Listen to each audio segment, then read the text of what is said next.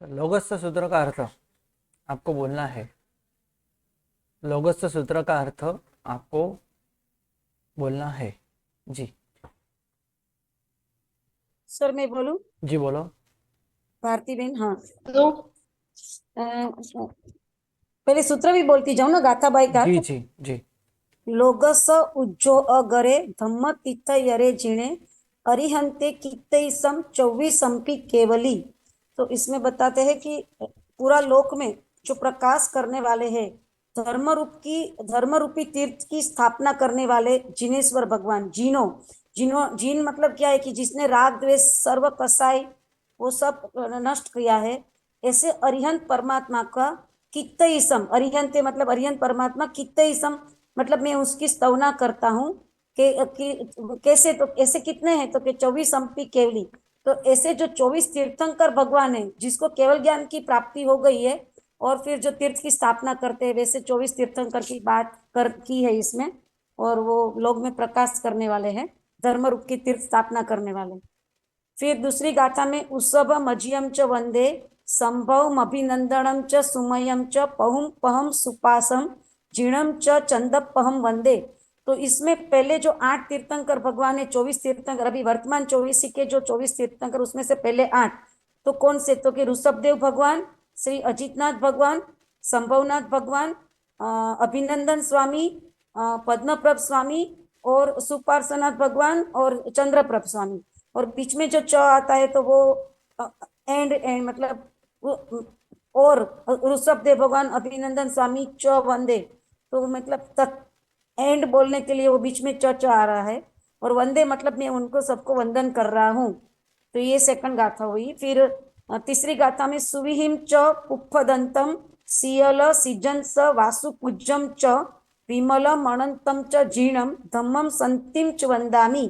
तो ये वर्तमान 24 के दूसरे 8 भगवान तीर्थंकर भगवान को नमन किया इसमें। तो सुविहिम च मतलब श्री सुविधिनाथ भगवान, पुष्पदंतम श्री पुष्पदंत भगवान, नहीं सॉरी, सुविधिनाथ भगवान का ही दूसरा नाम पुष्पदंत भगवान है।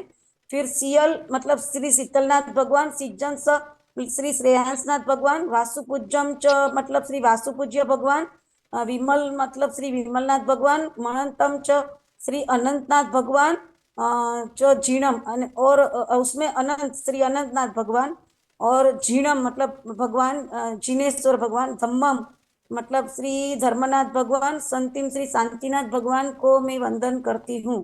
तो ये तीसरी गाथा हो गई। चौथी गाथा में और 8 भगवान है। कुंथु कुंथुम अरम च मल्लिम वंदे मुनि सुवयम नमी जीणम च वंदामी रिट नेमीम पासम तह वधमाणम च। तो ये वर्तमान 24 के लास्ट 8 भगवान है।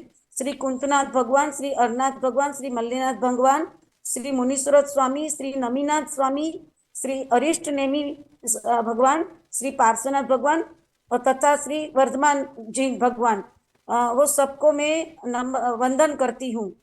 तो वही च और तह जो सब बीच में आता है वो एंड के लिए है। और फिर एवं मैं अभित हुआ विहुई रई मला पहिण जर मरणा 24 जीर्ण वरा तिथयरा में पश्यंतु। तो ये सब हम लोग ये भगवान की ये 24 भगवान की नाम स्तवना क्यों कर रहे, क्यों हमको क्या चाहिए।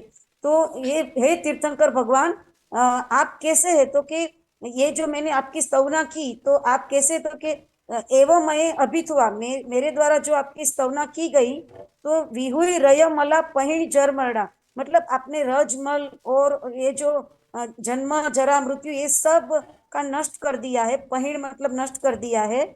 और ऐसे आप जो 24 भगवान हैं, जिनेश्वर भगवान, वो मेरे पर प्रसन्न हो जाओ। तीर्थयारा मतलब तीर्थन करो, मैं पश्यंतु मेरे पर प्रसन्न हो जाओ, मेरे पर प्रसन्न थाओ। और फिर लास्ट में है कित्तीय वंद्य मैया जे ए लोगस उत्तमा सिद्धा आरुग बोहि लाभम समाहिवर मुत्तमम दिंतु चंदेसु। तो कित्तीय वंद्य मैया मतलब मेरे द्वारा जो कीर्तन करा गया है, आपको वंदन किया गया, आपकी जो पूजा की जाती है, वैसे लोगस मतलब पूरे लोक में सबसे जो उत्तम जो है वो सिद्ध भगवान। लेकिन यहाँ पे वो सिद्ध भगवान मतलब अरिहंत जो तीर्थंकर परमात्मा है वो सेंस में लेना है, अनंता सिद्ध हुआ है वो सेंस में नहीं, क्योंकि यहाँ स्पेसिफिकली पर्टिकुलर 24 तीर्थंकर की बात चल रही है। तो वो सिद्ध भगवान, और कैसे वो हमको क्या करे, तो कि आरुग बोहिलाभम। तो जैसे हम लोग को शरीर का आरोग्य मतलब आरोग्य अच्छा चाहिए, वैसे भव भव का जो हमको भ्रमण का रोग लग गया है, वो रोग में छूटने के लिए बोहिलाभम, मतलब हमको सम्यक दर्शन का लाभ होए, तो वो भव आरोग्य मतलब हमारा वो अच्छा हो जाए, उसके लिए आरुग बोहिलाभम समाहिवर मुतमम दिंतु। तो हमको जो जैसे भगवान अभी सिद्ध शिला पे श्रेष्ठ समाधि में है, वैसे ही श्रेष्ठ समाधि उत्तम सर्वोत्कृष्ट समाधि हमको भी प्रदान कीजिए, उत्तम उत्तम दिंतु। तो मुझे भी वैसी समाधि उत्तम मतलब उत्तम श्रेष्ठ समाधि मुझे, उत्तम प्रकार की समाधि मुझे भी दीजिए। और चंदेसु निमल लयरा, तो जो आइचेसु अयम पयासयरा सागरवर गंभीरा सिद्धा सिद्धि मम दिसंतु। तो ये 24 तीर्थंकर जो मेरे भगवान है वो कैसे है, तो उसकी यहाँ उपमा मतलब कंपैरिजन की है चंद्र से, तो कि वो सब चंद्रों से भी निर्मल है, चंदेसु निमलयरा। तो चंद्रों का जो भी तेज है, चंद्र का भी तेज से भी निर्मल है, और सूर्य का कितना प्रकाश है, तो वो सर्व सूर्यों से भी अधिक प्रकाश देने वाले हैं। और गंभीर कैसे है, तो सागर जो स्वयं ब्रह्मांड जो समुद्र है उससे भी ज्यादा गंभीर। तो ऐसे जो सिद्ध भगवान है वो सिद्धा सिद्धि मम दिसंतु। तो मुझे भी ऐसी सिद्धि, तो अल्टीमेट सिद्धि क्या है, मोक्ष है, तो मुझे भी वैसी मोक्ष प्रदान करिए, ऐसा इच्छामि दुक्कड़। ओके। हाँ, आपकी सूत्र के अंदर बहुत सारी भूल है, जैसे कि कित्तीय वंदीय मैया जे लोगस उत्तमा सिद्धा जे, ये लोगस नहीं है, लोगस नहीं है, लोगस उत्तमा सिद्धा। समाही वर्म उत्तम, वर नहीं है, वर नहीं है, वर है। वर और वर दोनों में बहुत फर्क है, अंतर है।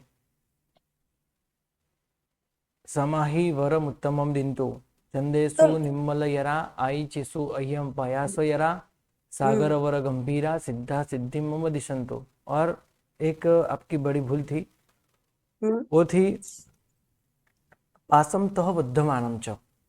हम्म अभी ये पासम तह बद्धमानम च हम्म जो है, आपने क्या बोला, च जो है वो ऐसे ही एंड है। के लिए, हाँ। हाँ, हम्म नहीं, ऐसे ही नहीं है। इसका अर्थ है, इसका अर्थ होता है तथा। हिंदी में हम कह सकते हैं तथा, गुजराती में कह सकते हैं अने। तो तथा हम्म यानी यहाँ अरिष्ट नेमी को भगवान को वंदन किया, पार्श्वनाथ भगवान को वंदन किया, और या तथा हम्म वर्धमान हम्म भगवान को हम्म वंदामी, मैं वंदन करता हूँ, अने तथा इस अर्थ में हम्म। है। यानी इसका अर्थ है पाद पूर्ति के लिए, और ऐसे ही लिखा नहीं है। नहीं तो महापुरुषों मतलब, की हाँ, महापुरुषों की बराबर है। रचना इतनी सुंदर होती है, एक एक हम्म अक्षर हम्म बहुत, उन्होंने जो ये रचना की है इसमें एक एक अक्षर का बहुत महत्व है।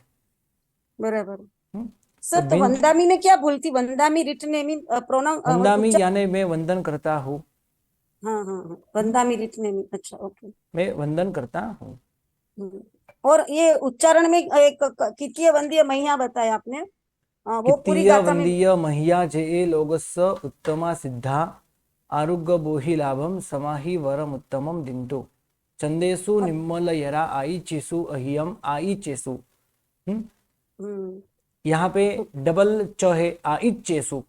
हाँ, तो ई पे थोड़ा भार देना चाहिए जी था। जी, चंदेसु निम्मल यरा आई चेसु अहियम पयास यरा सागर वर गंभीरा सिद्धा सिद्धि मम दिसंतु।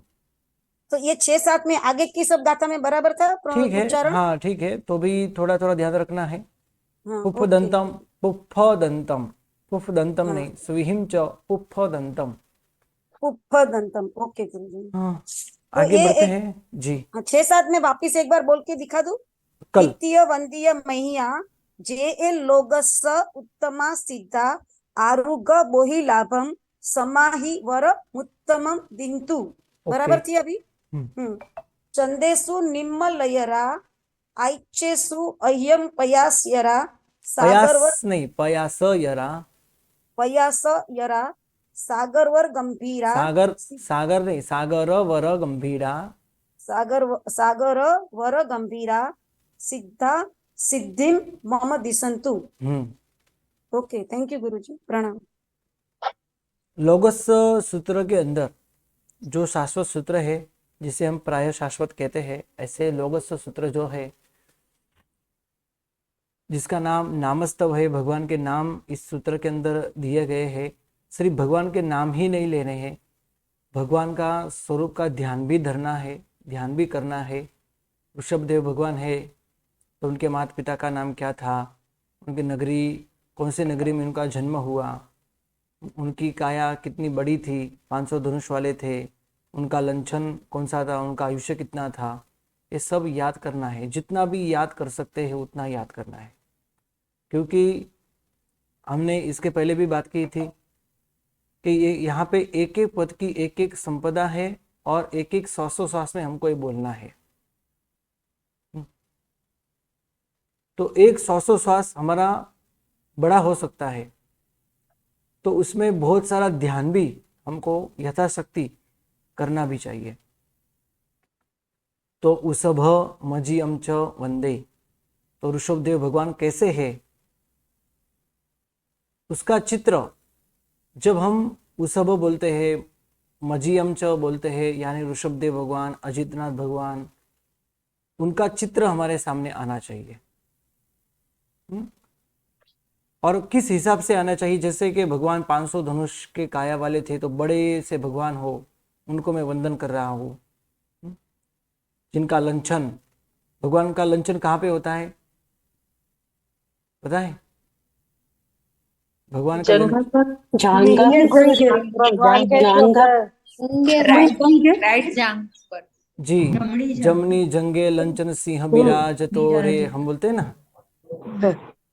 तो भगवान का लंचन यहाँ पे है, भगवान के हाथ और पैर के ऊपर 1008 लक्षण है, शुभ चिन्ह है, भगवान सुवर्ण वर्ण वाले हैं, उनका एक पूरा चित्र हमारे सामने ऐसे आना चाहिए। तो ऐसे भगवान को हमको वंदन करना है। उसभ मंचियम च वंदे, अजितनाथ भगवान 500 धनुष नहीं लेकिन 50 धनुष कम थे, यानी 500 धनुष में से 450 धनुष थे,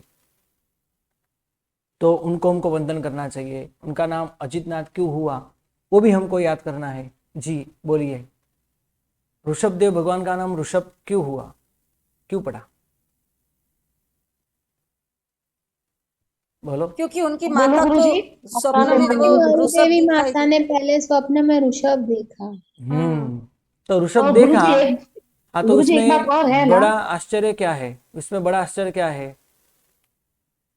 बाकी सब भगवान की माता हाथी देखती है, वो उन्होंने हाँ, ऋषभ सामान्य से तीर्थंकर की माता प्रथम सपने में हाथी देखते हैं, लेकिन यहाँ पे मरुदेवा माता ने सबसे प्रथम सपने में उन्होंने क्या देखा था? ऋषभ देखा था। ये ऋषभ का प्रभाव ही है, इसलिए भगवान का नाम उन्होंने ऋषभ रखा, यानी ऋषभ देव, जिनको हम आदिनाथ भी कहते हैं। आदिनाथ क्यों कहते हैं? इन्होंने धर्म की आदि की थी। तो इस हिसाब से और इस व्याख्या से हम सभी भगवान को आदिनाथ कह सकते हैं, है ना, क्योंकि सभी ने तीर्थंकर की स्थापना की है, धर्म की स्थापना की है। गुरुजी प्लीज इनके कारण से बहुत आप डिस्टर्बेंस एक होता साथ है। बोलोगे तो मुझे कुछ भी पता नहीं चलेगा। समझ में भी नहीं आ रहा है। तो मुझे नहीं समझ में आ रहा है, किसी को नहीं समझ में आ रहा है यहाँ पे। प्लीज हाथ कीजिए। देखो, यहाँ पे आदिनाथ भगवान को ही आदिनाथ क्यों कह रहे हैं? सभी भगवान आदिनाथ ही है, क्योंकि सभी तीर्थ की आदि करते हैं, शुरुआत करते हैं। जी बोलो, आभाबेन नाहर 81, आप बोलिए, आदिनाथ भगवान को आदिनाथ क्यों कहते हैं, बोलो। गुरुजी, उन्होंने इस अवसर्पिणी काल में सबसे पहले धर्म की आदि करी थी। राइट, उन्होंने इस अवसर्पिणी में सबसे पहले धर्म की शुरुआत की है। भगवान ने धर्म की शुरुआत कैसे की? जी गुरुजी। भगवान ने धर्म की शुरुआत कैसे की? गुरुजी, स्वयं दीक्षा लेकर के। राइट, स्वयं भगवान ने, हाँ, भगवान तो चारित्र देश विरोधी धर्म का पालन नहीं करते, सम्यक तो होता ही है। सबसे पहले वो दीक्षा लेके साधु बने, तो यहाँ से ही धर्म की शुरुआत हुई। लेकिन हमारे लिए धर्म की शुरुआत कहाँ से हुई? जब भगवान को केवल ज्ञान की प्राप्ति हुई। इसलिए भगवान को, हाँ, इसलिए भगवान को क्या कहते हैं? आदिनाथ कहते हैं। ऐसा देखा जाए तो व्याख्या के अनुसार, व्युत्पत्ति के अनुसार हम ऐसे देख सकते हैं कि सभी भगवान आदिनाथ ही है। लेकिन आदिनाथ भगवान को आदिनाथ क्यों कहते हैं? क्योंकि धर्म की, हमारे लिए धर्म की शुरुआत उन्होंने पहले की और केवल्यान के बाद भी सबसे पहला उपदेश उन्होंने ही दिया। तो अजितनाथ भगवान, जी बोलो, अजितनाथ भगवान का नाम अजितनाथ क्यों हुआ? क्यों माता पिता ने अजित नाम रखा? मैं बोलूं गुरुजी? बोलो। पोपट खेल में हर बार पहले माँ आती थी और जब से गर्भ में आए प्रभु तब से उन्होंने अपना शतरंज का खेल जीतना शुरू किया था, इसलिए उनका नाम अजीत रखा, कभी नहीं हारे थे इसलिए। ओके, राजा रानी खेलते थे और गुरुजी शतरंज हैंड राइज कराइए ना गुरुजी, फिर समझ क्या? में नहीं आता है। हैंड राइज कराइए गुरुजी, हम सबके पास जी जी, क्वेश्चन पूछते थे। ओके।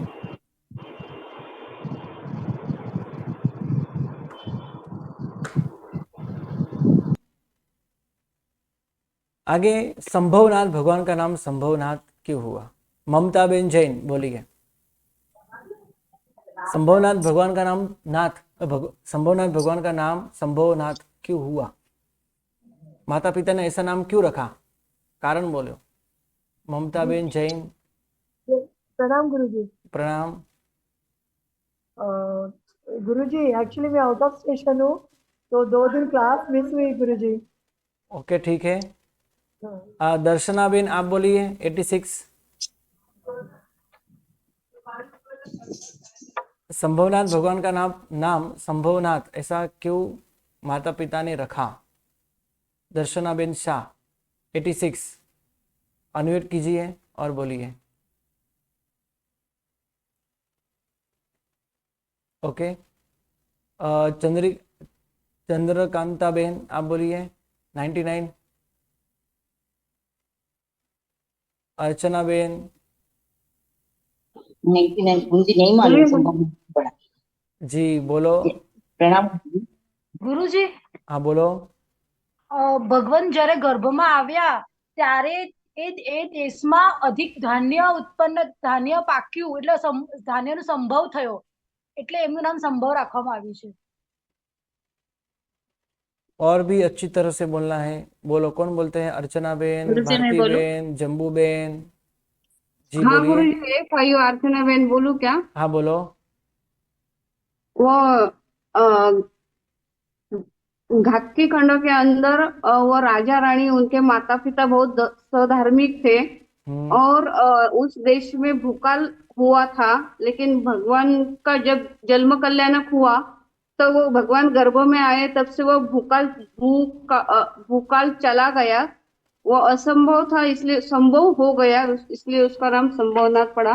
धातकी खंड के अंदर वो राजा थे हाँ और वहाँ भी दुष्काल पड़ा था, दुष्काल हुआ था और दुष्काल में 12 साल तक राजा और रानी ने, दोनों ने, खास करके राजा ने, उन्होंने चतुर्विध संघ की भक्ति भी की और चतुर्विध संघ की भक्ति करते करते हुए उनको निकाचित जिन्नाम कर्म का बंध भी हुआ और इसके बाद वो देवलोक में गए और देवलोक में से च्यवन होके माता के कुक्ष में आए, तभी वहाँ भी दुष्काल ही था। लेकिन भगवान के गर्भ के प्रभाव से सभी ग्रह नक्षत्र आदि घूम गए और वहाँ जो दुष्काल पड़ा हुआ था वो भी चला गया। वहाँ के ज्योतिष आदि भी कहते थे ये असंभव है कि अभी 12 साल का दुष्काल आ रहा था, लेकिन ये अचानक क्यों गया? ये तो असंभव था, क्योंकि ग्रह नक्षत्र तारे ऐसे ही कहते थे कि यहाँ तो 12 साल का दुष्काल है। लेकिन भगवान के गर्भ के प्रभाव से ये असंभव संभव बन गया, धन धान्य आदि की प्राप्ति होने लगी। ये भगवान के गर्भ का प्रभाव सुन के माता पिता ने उनको संभवनाथ नाम दिया। राइट। नंबर 4, अभिनंदन स्वामी। अभिनंदन स्वामी भगवान, जिनका नाम अभिनंदन माता पिता ने क्यों रखा? मितन भाई कंपानी आप बोलिए।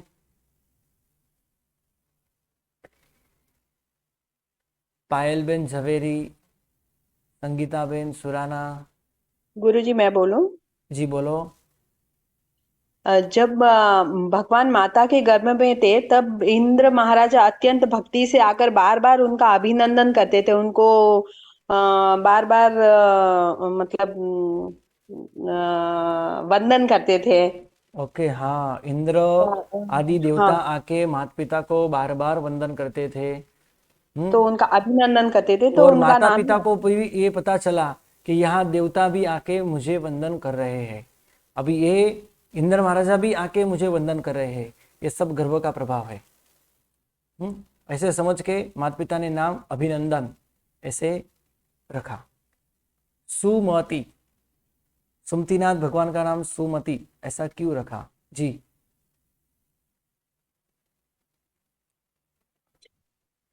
हाँ जी, करुणा बेन जैन, आप बोलिए।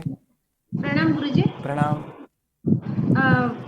प्रभु जब माता के गर्भ में थे तो उनको सुमति मतलब सुस्ती थी, इसलिए उनका नाम सुमति।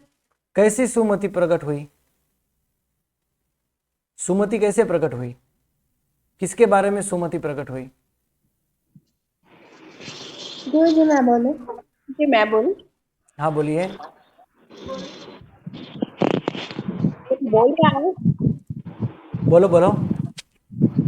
जब भगवान गर्भ में थे तब महारानी ने किसी का मतलब एक बेटे के लिए दो माता झगड़ रही थी, तब उनका न्याय किया था। उनका शायद कुछ ऐसा था कि जो सौत थी उसने बोला कि बेटा चाहिए ही चाहिए, तब न्याय हुआ कि अगर ऐसे दोनों भी माताएं लड़ेगी तो दोनों बेटा बांट के ले लो या उसके टुकड़े करके ले लो। तब माता ने कहा था ठीक, रानी ने कहा नहीं, जिसका बेटा है उसी को मिलना चाहिए। उन्हें एक तरकीब सूझी थी, वो तरकीब उतनी याद नहीं है, पर उन्होंने उसी कारण जो सच्ची माँ को बेटा दिलवाया था, और सुमति जो उनके गर्भ में रहे वो पुत्र के कारण उत्पन्न हुई थी, इसलिए उनका नाम सुमति नाथ रखा गया है। ओ ठीक है, बहुत अच्छी तरह से आपने बोला, टूंक में बोला लेकिन बहुत अच्छी तरह से बोला, धन्यवाद जी। वही मती आई थी जो इन्होंने बोली, जी। वो माता को आई थी। आगे, सुमतिनाथ पौमपहम सुपासम जिनम च चंदपहम वंदे। पौमपहम, पद्म प्रभ स्वामी, पद्म प्रभु नहीं है और चंद्र प्रभु भी नहीं, पद्म प्रभ स्वामी और चंद्र प्रभ स्वामी। पद्म प्रभ स्वामी बोलिए, उनका नाम पद्म प्रभ क्यों रखा? गुरुजी मैं बोलूं? अमिताबेन 72, आप बोलिए। अमिताबेन 72। उसकी मीन्स की काया कमल जैसी, तो जब माता के गर्भ में आए थे तो मीन्स सुगंध बहुत कमल जैसी आती थी, इसीलिए। ओके, ठीक है। बोलूं? गुरुजी मैं बोलूं? जी बोलो। भगवान जब माता के गर्भ में आए थे ना, तो माता को पद्म की शैया पर सोने का दोहत उत्पन्न हुआ था, इसलिए उनका हाँ, पद्म और प्रभ वो रखा। देवताओं ने पूर्ण भी किया, और उनकी काया भी रक्त पद्म कमल समान पद्म के एकदम। समान थी, इसलिए पद्म प्रभ उनका नाम उन्होंने रखा। सुपार्श्वनाथ भगवान, जी बोलो। सुपार्श्वनाथ ऐसा नाम माता पिता ने क्यों रखा? संतोष बेन बीट बोले। जी गुरुजी जी। पार्श्व मतलब पड़के होते हैं दोनों साइड के अपने, तो वो भगवान जब माता के गर्भ में आए उसके पहले उनकी माता के दोनों पार्श्व में रोग बीमारी थी, रोग से ग्रस्त थे दोनों पड़के, परंतु ज्यों ही वो गर्भ में आए तो उनका वो रोग मिट गया, और उनका नाम इसलिए उनको दोनों रोग मिट जाने से उनका नाम सुपार्श्व रखा। एक और ये भी सुनने में आता है कि उनके राजा को दोनों पड़के में बीमारी थी, रोग था, तो रानी जब माता के गर्भ में, जब भगवान माता के गर्भ में आए तब उन्होंने तब राजा के स्पर्श से वो सारे रोग उनका चला गया, इसलिए उनका नाम सुपार्श्व रखा। ये मतांतर भी हमको साथ में याद रखना है कि सुपार्श्व यानी दो पक्ष, इसको एक पक्ष कहते हैं, इसको दूसरा पक्ष कहते हैं, संस्कृत में पार्श्व कहते हैं। तो कुछ पुस्तक में ऐसा भी लिखा है कि माता के दो पक्ष, दो पार्श्व रोग से रोग से ग्रस्त थे, और भगवान गर्भ में आए वे शांत हो गए। तो कुछ पुस्तक में ऐसा भी लिखा है कि उनके जो पिता थे, भगवान के पिता यानी रानी के पति, उनके दो पार्श्व रोग से ग्रस्त थे, और रानी ने स्पर्श किया तो ये दोनों पार्श्व अच्छे पहले जैसे हुए, निरोगी बने, एक गर्भ का प्रभाव पार्श्व सुन के। यानी जी जी बोलिए। पार्श्व यानी पार्श्व यानी पार्श्व यानी संस्कृत में एक पक्ष, जैसे हम एक इस तरफ से हम सोते हैं ना, एक तो बाजू हमारी शरीर की, अच्छा, इसे एक हम वो अच्छा, एक पार्श्व हाँ, कहते हैं। हाँ। संस्कृत में इसको पार्श्व क्योंकि कहते हैं। पार्श्व यानी पीछे का भाग नहीं होता है क्या? नहीं, पीछे का नहीं, साइड का भाग होता है, साइड का भाग। साइड साइड का का। हाँ हाँ लेफ्ट जी जी पार्ट ऐसे। जी। हाँ, तो पड़खे यानी शायद वो पक्ष आपके कहने का मतलब वही होता होगा ना, जैसे कि किसी को पैरालिसिस होता है, बोलते हैं पक्षघात हुआ है, यानी कि एक साइड का शरीर रह जी गया जी है, पक्ष। जी, हाँ हाँ हाँ, ऐसे ही कहते हाँ, हैं। ठीक है हाँ, धन्यवाद। right, right. जीनम च चंदप्पहम वंदे चंद्र प्रभ स्वामी, उनका नाम ऐसा क्यों रखा और दोहत किसने कैसे पूर्ण किया, बोलो। गुरुजी, हाँ गुरु जी, जी बोलो, आप मैं बोलूं बोलिए। गुरुजी? हाँ बोलो, आप बोलिए। जी, तो भगवान की माता को चंद्रमा पीने की दोहद उत्पन्न हुआ। तब उनके मंत्री चतुर थे, तो उन्होंने पानी में चंद्र दिखाकर उस पानी का हमको पान करवाया। ओके, भगवान के माता को चंद्र का पान करने की इच्छा हुई, दोहत उत्पन्न हुआ, मैं चंद्र का पान करूं। लेकिन राजा के मन के अंदर भी एक क्वेश्चन हुआ, ये मैं कैसे पूर्ण करूं। लेकिन राजा के पास जो एक मंत्री था जिनका नाम सुबुद्धि मंत्री था, ये सुबुद्धि मंत्री ने अपनी बुद्धि से, अपनी चातुर्य से ये चंद्र पीने का दोहत उन्होंने पूर्ण करवाया। तो चंद्र और भगवान का जन्म हुआ, तब चंद्र के प्रभा के समान, चंद्र के किरण के समान उनका शरीर था, तेज चंद्र के समान था, इसलिए भगवान का नाम उन्होंने चंद्र प्रभ ऐसे रखा। चंद्रपान क्या होता है गुरुजी? अजी, चंद्रमा चंद्र की पीने की इच्छा हुई, मैं चंद्र को, जैसे हनुमान को कैसे इच्छा हुई, हमने सुना है ना, ऐसे सीरियल में देखा होगा, हनुमान को कैसे इच्छा में सूर्य को, हाँ, कोई फल समझ के खा जाओ, बस वैसे ही माता को चंद्र को पीने की इच्छा हुई, है ना। अच्छा गुरुजी। गुरु जी, वो कहते हैं ना कि जैसे ये सारे दोहद मतलब 14 स्वप्न जो देखे थे ना, उनमें से उनके मन में रह गया था कि जैसे मेरे मुख में से सारे स्वप्न पेट में चले गए, वैसे मैं फिर से चंद्रमा को अपने में ले लूं, ऐसे उनको मतलब खा लूं, पी लूं, ऐसा जो भी है, ऐसा दोहद उत्पन्न। जी जी, क्योंकि विचारधारा तो हमारी चालू ही रहती है।